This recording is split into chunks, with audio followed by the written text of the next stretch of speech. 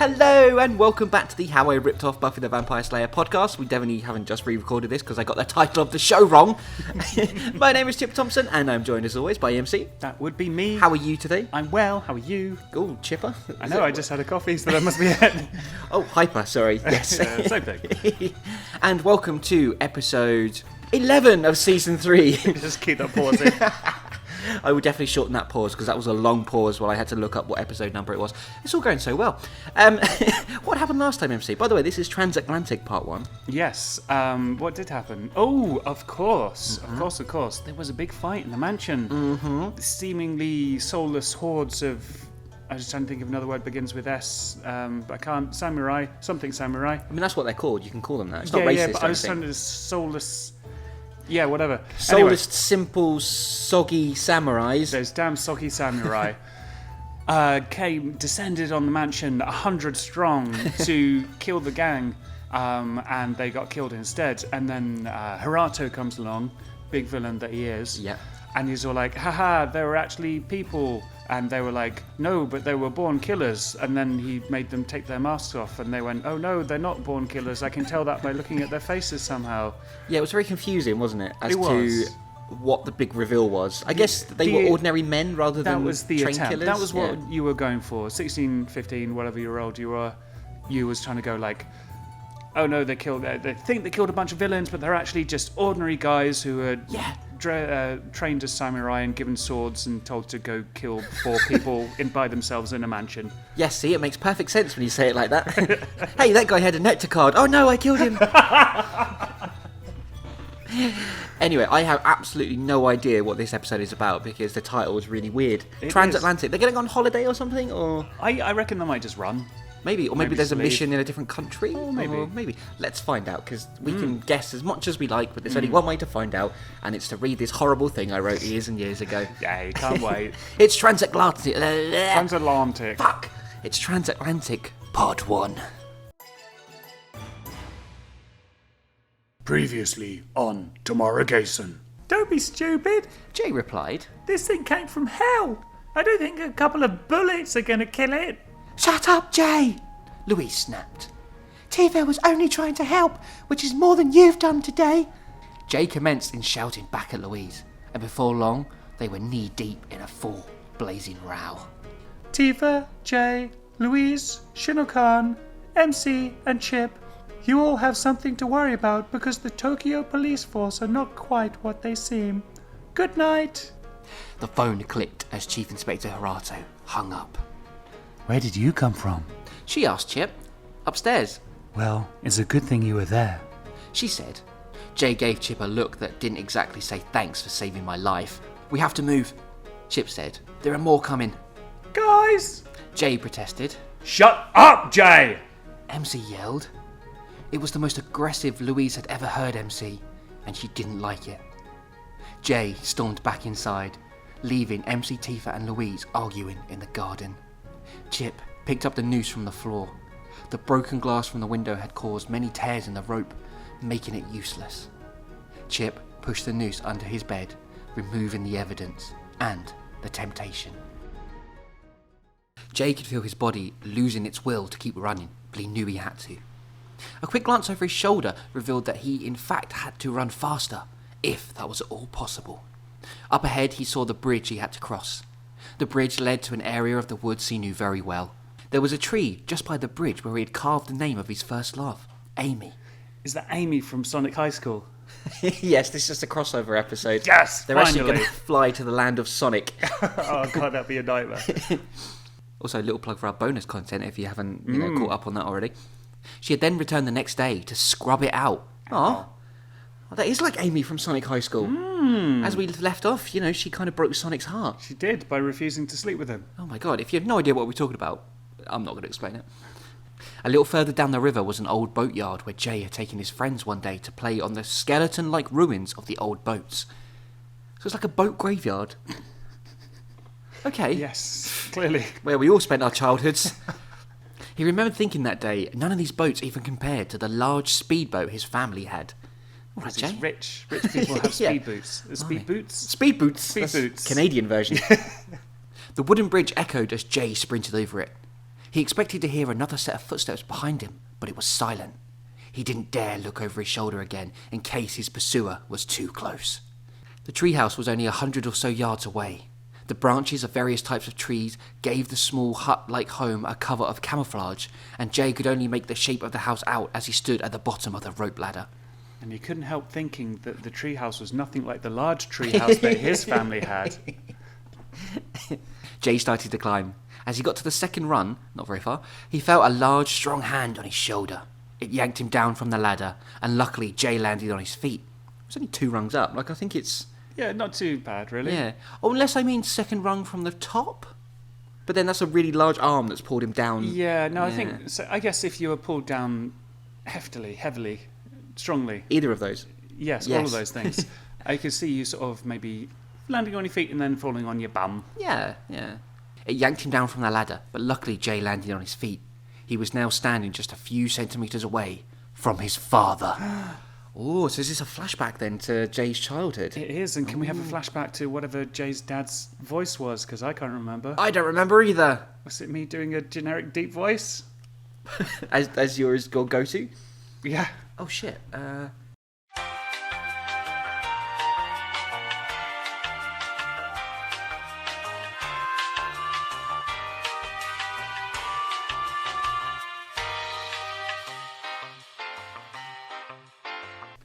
Okay, we definitely didn't spend half an hour trying to find out what Jay's dad sounded like in season 1. And as it turns out, it's Dr. Claw from Inspector Gadget, basically. Ah, the magic of editing. Here we go, back on with the episode. He was now standing just a few centimetres away from his father. When I was your age, lad, his father began, I was taught discipline with a buckle on a leather belt and apparently taught to smoke 40 a day. That sounds so much more sinister with that voice. I was taught discipline with a buckle and a leather belt. I mean, you could almost make that sound jolly. You make it sound like you're going to murder him. I mean, didn't he try that? Yeah, but this is a flashback, so it would have been after. Dad! Jay started to say, his voice quivering. Why do I have to tidy my room when we've got maids to do it for us? That's the real worry he has. Not the domestic violence, but the cleaning his room. Also, how difficult is it to go from Jay's dad to Jay's voice? Well, I'm a skilled voice actor. Right, of course. Years of training. Yeah. You can definitely tell how they're related, can't you? Yeah. Do you think when Jay was born, his father was there and he was like, yes, my son, and then it was like, wah, and he's like, oh no, I'm going to kill him one day. Jay's dad extended his foot and kicked Jay down to the mud and autumn leaves. Get your ass back home right now and clean up that shithole before I take my belt to you, boy. For the second time that day, Jay started to run from his dad. Only this time his feet were stuck in the mud. No matter how much he wriggled, he was unable to get his legs free. Man, I forgot how much of a dickhead Jay's dad was. He was a dick. Yeah. Explains a lot, really, doesn't it? He watched as his father started to remove the large leather belt from his expensive Armani suit. No, Dad! Jay pleaded, curling up into a ball. Dad, please, no! Dad! When did this show become so harrowing? No, right? I mean, like, the episode ended and they're like burning dead bodies of normal policemen, and this one opens with child abuse. What happened? I feel like these things have been in there before. It's just you were less competent at actually dealing with them. I mean, Chip sacrificing himself heroically to save the world isn't on the par of Jay's dad beating him with a belt. True. Just gotta shovel that in every opportunity. It's like I've been sponsored by this version of Chip to get every time there's an episode I have to say it was a heroic sacrifice. He's got one of those like marketing companies that CT Industries. change the image of disgraced celebrities. Jay wondered if he had screamed. People coming out of horrible nightmares often did. He was breathing hard, just like in the dream. Dreams are a place I seem to be going a lot in this season. Like Louise had one as well. Didn't Chip have one at one point as well? Possibly. Maybe. I feel like maybe you were keeping a dream journal. Maybe of all the times Jay's dad beat me with a belt and I went to hell. And all the times that evil ninjas tried to kill you. His breathing was hard, just like in the dream. He checked the alarm clock that rested on his bedside table. 8:49. It flashed in bright red neon lights. I feel like an alarm clock that flashes the light in bright red neon lights is maybe not the best. This is why he's having so many nightmares. His alarm is actually his dad going, "I'm going to beat you up." Jay wiped the sweat from his forehead and decided to get up. He didn't usually like getting up before noon, especially nowadays, but he didn't want to sleep anymore in case any more memories of his father decided to present themselves. The mansion seemed quiet as Jay walked down its long halls. Bits of wallpaper and chips in the paint still remained after the samurais had attacked. It's like they went for the wallpaper. It's like this is shit. We're going to redecorate your mansion. Builders from hell. It had been one of the many battles Jay fought with the gang and survived, but he couldn't help but think he had been lucky too many times before. As Jay reached the lobby, he realised that everyone was out. Not for the first time, he'd been left out of the loop and was alone. Do you feel like this is going to be a very Jay-centric episode? Ooh, maybe. Yeah. Maybe he's going to leave. Maybe that's where Transatlantic comes from. Maybe he just leaves the gang and then they realise, oh no, we need Jay because a reason. And they beg him to come back. Well, I mean, it's kind of weird, isn't it? Because there's been a running thread throughout this season that Jay's been very isolated from the group and has, been left out of things.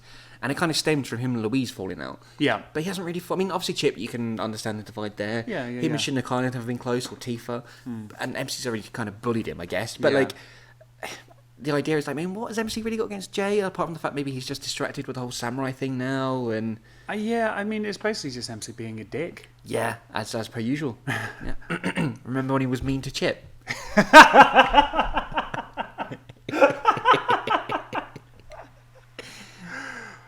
He headed for the kitchen and made himself a cup of coffee. The dream had awakened his senses to everything he had when he was rich. Expensive Colombian coffee being one of those perks. I can't tell if this is written before, nice coffee was actually quite easy to get. Oh, definitely. Yeah. Well, I never had nice coffee. Yeah, true. Yeah. At least there's one thing no one could ever take away from me. Jay thought as he marched into the living room, television remote in hand. My music. Why is the remote for the television not in the living room where the television is? That's a very good point. Maybe he has a spare on him at all times. Just his remote. Exactly. Also, I'm surprised it's not in the lobby. He flicked to the channel he loved the most, the one that showed music videos all morning long where he could see his favourite heavy metal bands performing like the rock gods they were. If this is back when MTV actually played music videos, it really is set a long time in the past. Yeah, exactly. This dates it, right? Yeah. Also, I feel like it'd be more Kerrang than... That's true. Yeah. And in fact, I'm sure you mentioned Kerrang before. Probably, yeah. Yeah, got sponsorship from them, but they dropped us.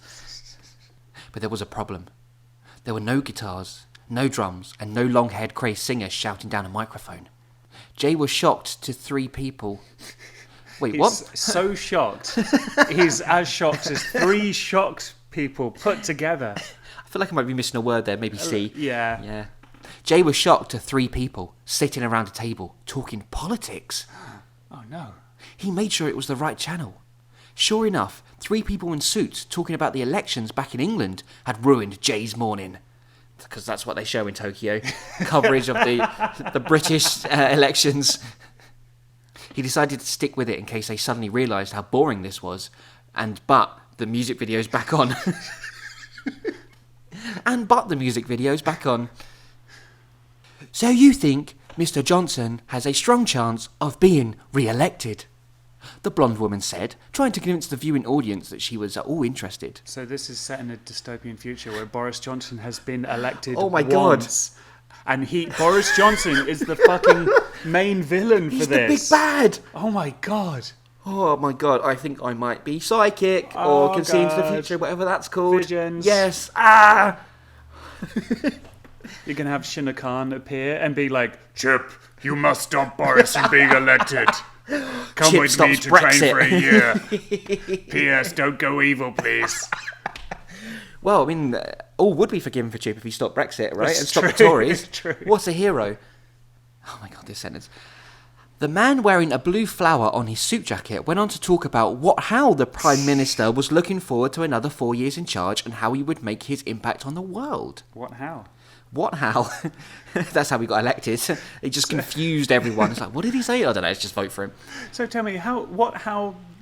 I can't even do it. Jay pressed the mute button as he heard a sound. Someone was in the lobby, probably trying to get through all that fucking furniture.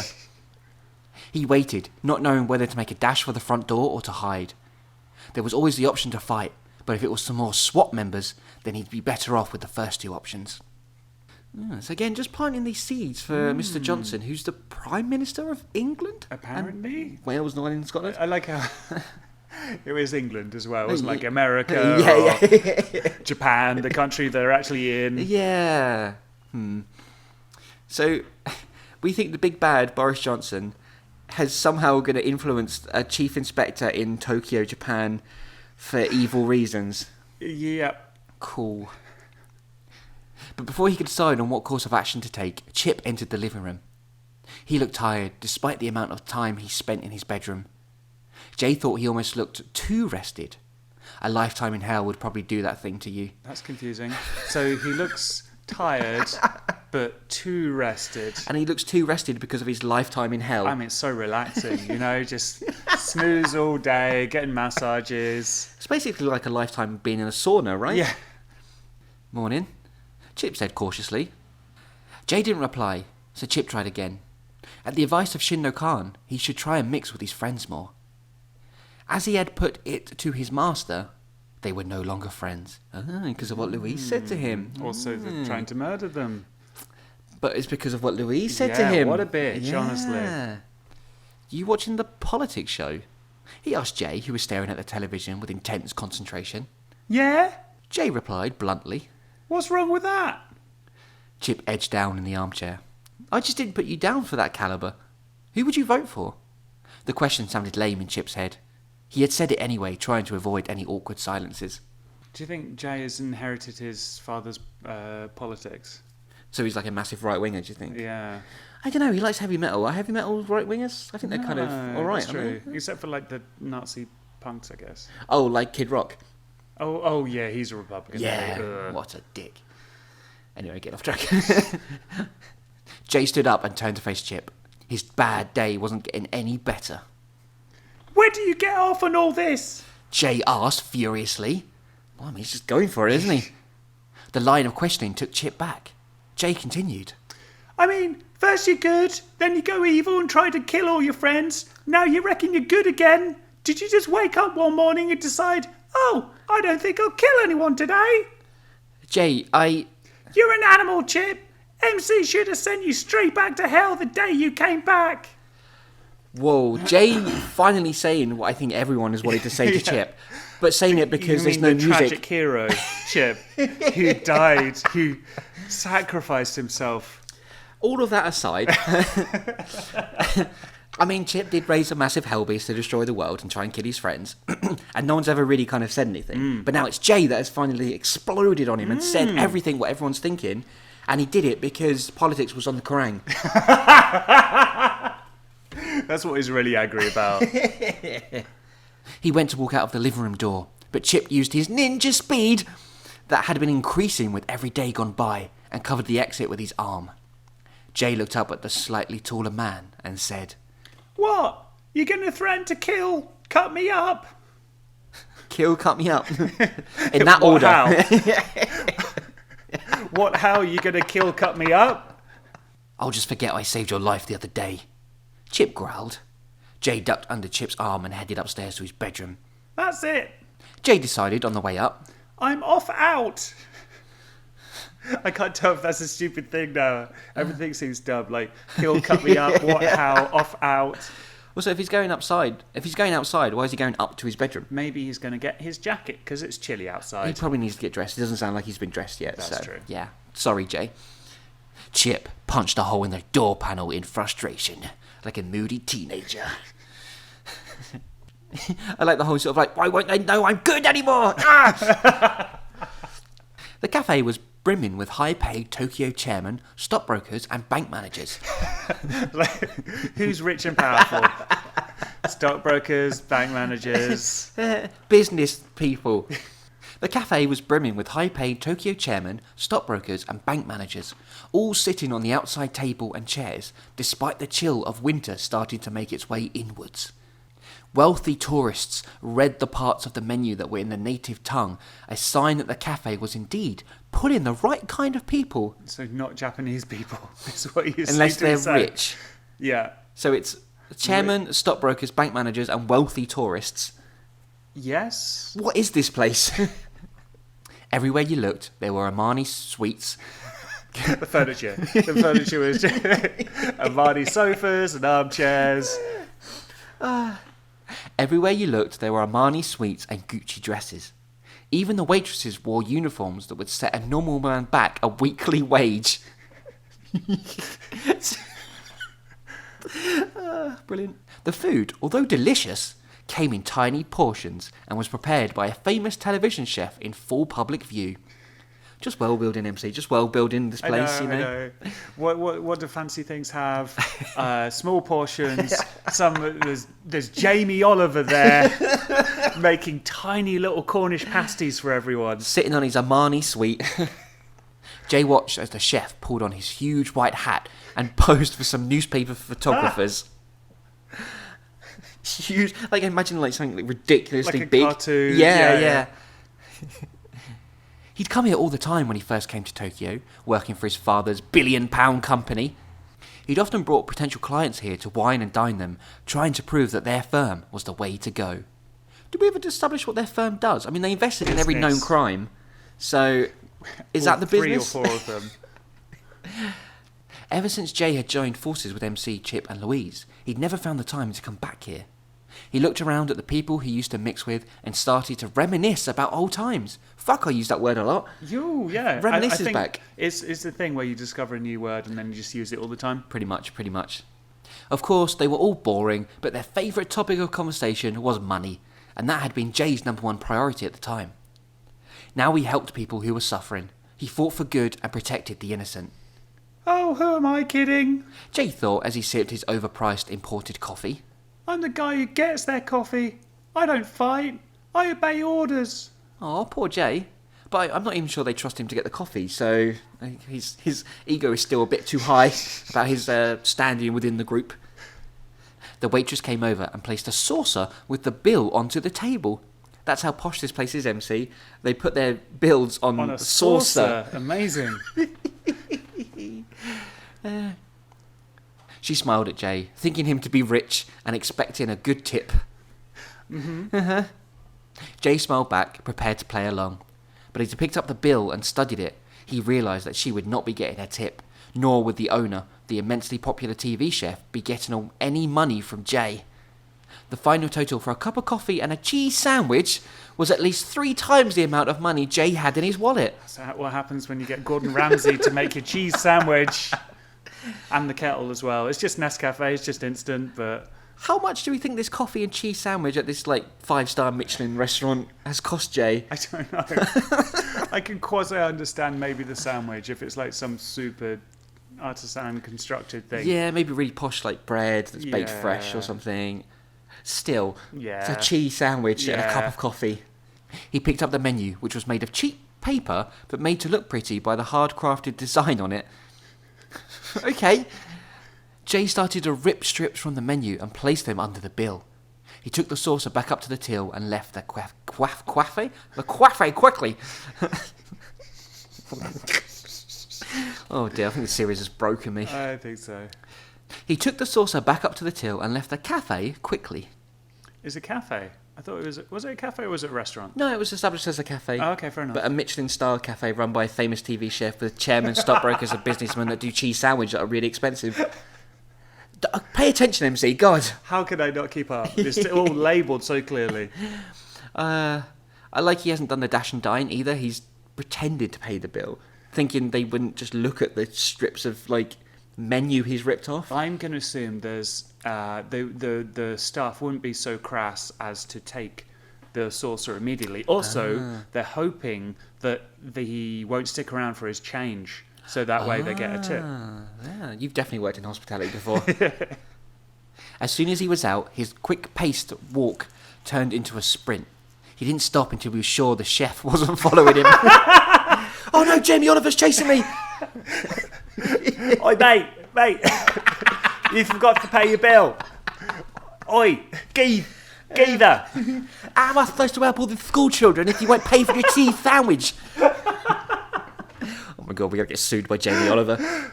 Oh God. He hid in an alley and waited for a few minutes, his back pressed against the cold brick wall. Then Jay felt something else digging into his back. A Japanese voice told him to slowly reach for his wallet and hand it over.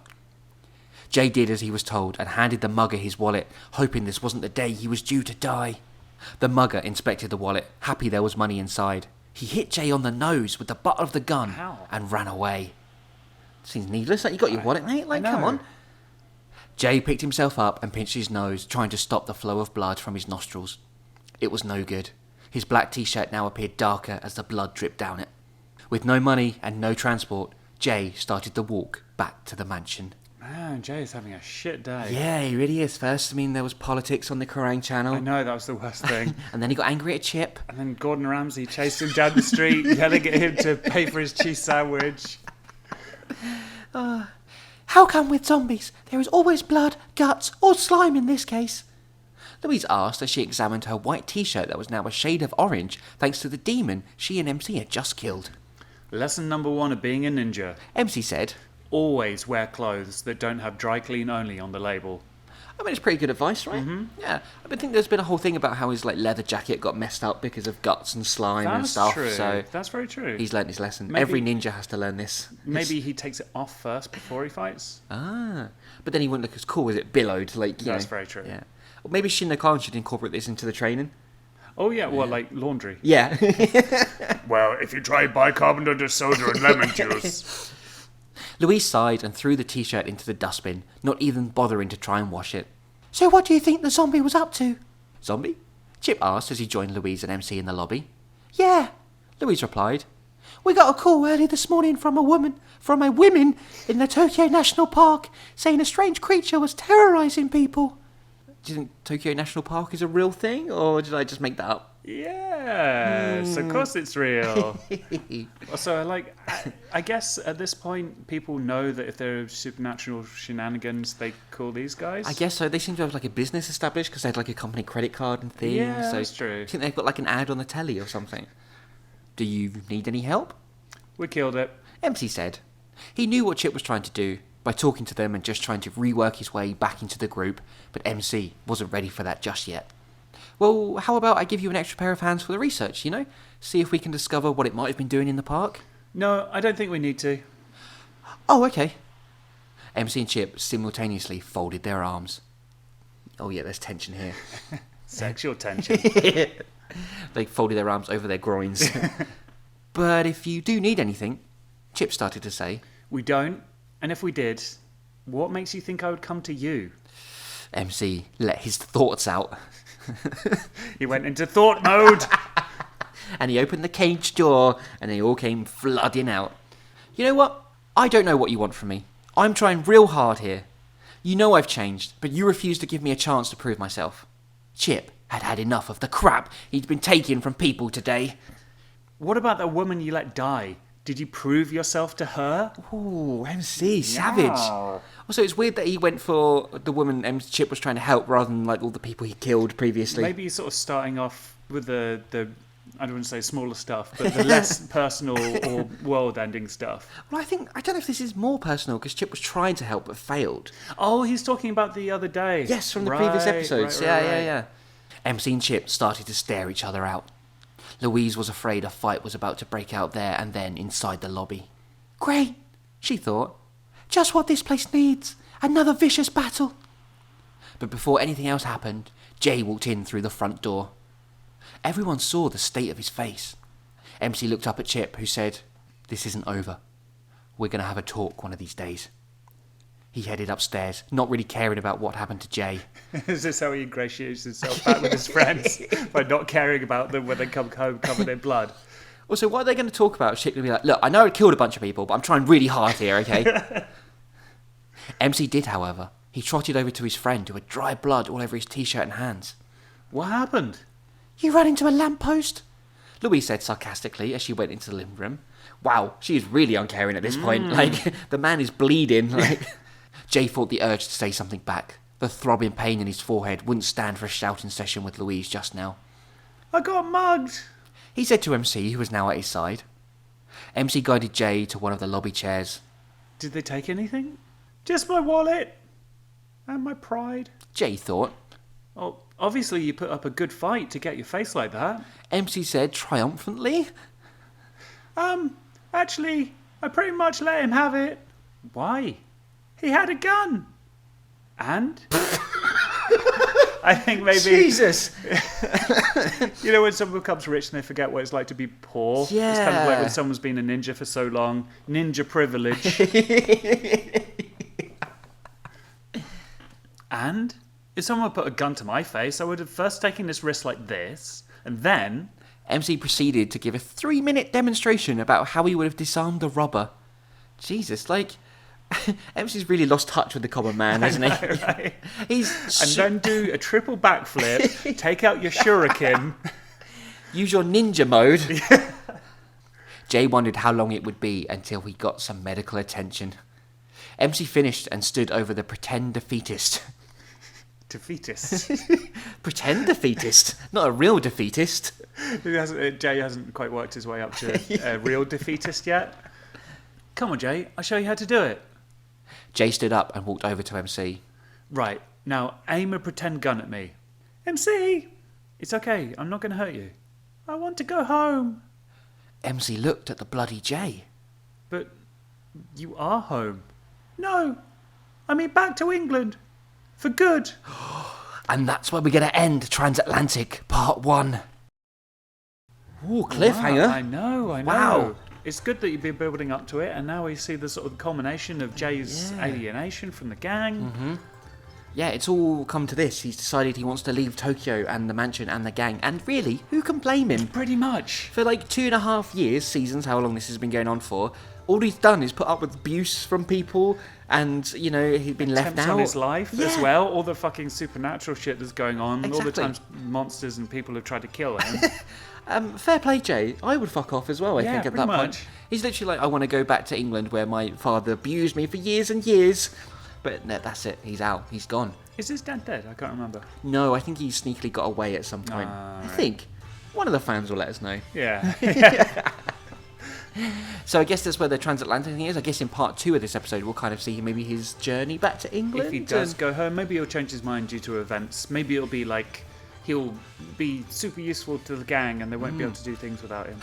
I hope so. I hope MC realises he's been a dick to him. I hope Yeah. Chip realises he tried to kill him. Yeah. And I hope Louise realises that it's probably not worth whatever their beef was. Like, Yeah. they're just annoyed by each other. So maybe they can patch things up as well. And maybe Tifa will be like, hey guys, what's going on?